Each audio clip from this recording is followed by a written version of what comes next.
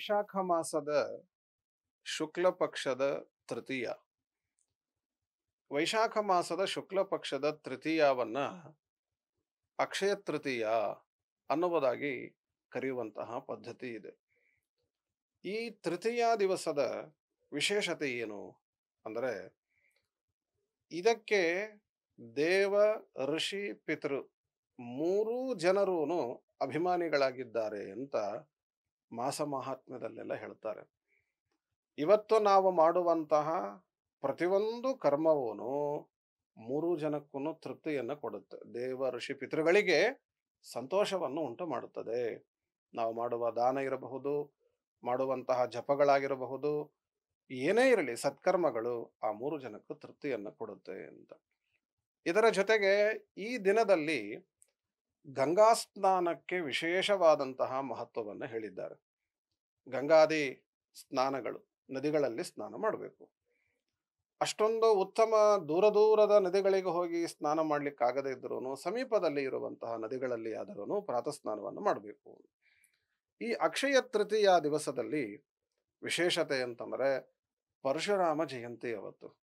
ಸ್ವಯಂ ಪರಮಾತ್ಮ ದಶಾವತಾರದಲ್ಲಿ ಒಂದಾದ ಪರಶುರಾಮ ಅನ್ನುವ ರೂಪದಿಂದ ಭೂಮಿಯಲ್ಲಿ ಅವತರಿಸಿ ಆ ಕಾಲದಲ್ಲಿ ಹುಟ್ಟಿ ಬಂದಿದ್ದಂತಹ ಎಲ್ಲ ದುಷ್ಟರನ್ನ, ರಾಜರನ್ನ ಸಂಹಾರವನ್ನ ಮಾಡಿ ಕ್ಷತ್ರ ಕುಲಾಂತಕ ಅಂತ ಮೆರೆದಂತಹ ಒಂದು ದೇವರು ಪರಶುರಾಮನ ಅವತಾರದ ದಿನ. ಸಾಧ್ಯವಾದಲ್ಲಿ ಪ್ರಯತ್ನಪೂರ್ವಕವಾಗಿ ಭಾಗವತದ ನವಮಸ್ಕಂಧದಲ್ಲಿ ಬರುವಂತಹ ಪರಶುರಾಮನ ಕಥೆಯನ್ನು ಕೂಡ ಅವತ್ತು ನಾವು ಶ್ರವಣವನ್ನು ಮಾಡಬೇಕು. ಜಲಕುಂಭದಾನ ವಿಶೇಷ ಈ ವೈಶಾಖ ಮಾಸದ ಅಕ್ಷಯ ತೃತೀಯ. ವೈಶಾಖ ಮಾಸದಲ್ಲಿ ಎಂದಾದರೂ ಮಾಡಬಹುದು ಜಲಕುಂಭದಾನವನ್ನ ಅಥವಾ ಉದಕುಂಭದಾನವನ್ನ. ಇವತ್ತು ವಿಶೇಷವಾಗಿ ಮಹಾಫಲದಾಯಕವಾದದ್ದು ಜಲಕುಂಭದಾನ ಅಕ್ಷಯ ತೃತೀಯ ದಿವಸದಲ್ಲಿ.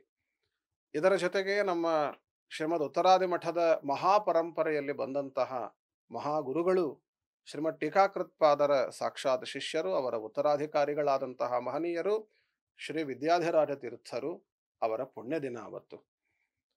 ಜಗನ್ನಾಥಪುರಿಯಲ್ಲಿ ಅವರು ವೃಂದಾವನಸ್ಥರಾದದ್ದು. ಆ ವಿದ್ಯಾಧಿರಾಜ ತೀರ್ಥರು ಮಾಡಿದಂತಹ ಕಾರ್ಯ ಅನ್ಯಾದೃಶವಾದದ್ದು.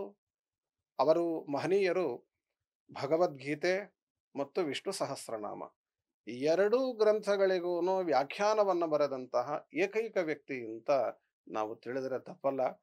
ಅಷ್ಟೊಂದು ಗ್ರಂಥಗಳ ಮೂಲಕವಾಗಿ ಉಪಕಾರವನ್ನು ಮಾಡಿದವರು ವಿದ್ಯಾಧಿರಾಜ ತೀರ್ಥರು. ಅವರನ್ನ ವಿಶೇಷವಾಗಿ ಸ್ಮರಿಸಬೇಕಾದಂತಹ ದಿನ, ಆರಾಧನಾ ದಿನ ಅಕ್ಷಯ ತೃತೀಯ. ಇದರ ಜೊತೆಗೆ ಶ್ರೀಮದ್ ಭಾಗವತಕ್ಕೆ ಮೊದಲ ಶ್ಲೋಕದಿಂದ ಆರಂಭ ಮಾಡಿ ಅಂತಿಮ ಶ್ಲೋಕದವರೆಗೆ ಸಮಗ್ರವಾಗಿ ವ್ಯಾಖ್ಯಾನವನ್ನು ಮಾಡಿದಂತಹ ಮಾಧ್ವ ಪರಂಪರೆಯ ಏಕೈಕ ವ್ಯಕ್ತಿ ಅದು ಶ್ರೀ ವಿಜಯಧ್ವಜ ತೀರ್ಥರು.